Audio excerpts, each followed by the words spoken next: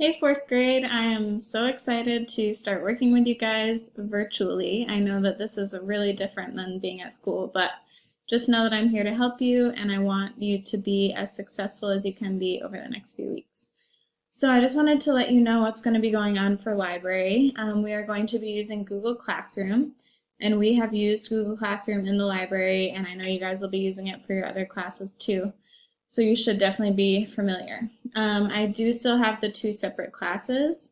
So you will just go into your Google Classroom. If you're in 4A, you'll go to 4A. If you're in 4B, you'll go to 4B.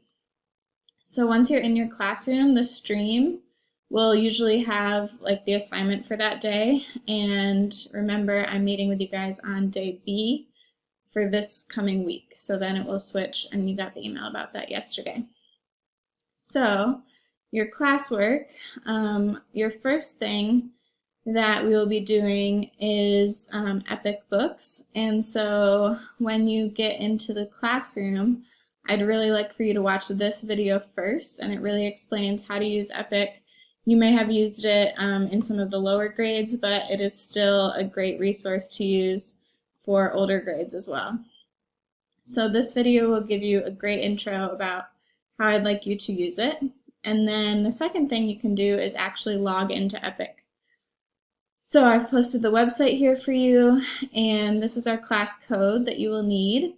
And then I have created accounts for everyone, so make sure you find your name. And after you have explored Epic a little bit, this is your assignment. It's an exit ticket, so you can click on that. And it just has a couple questions that I'd like for you to answer so I can see what you thought of the website.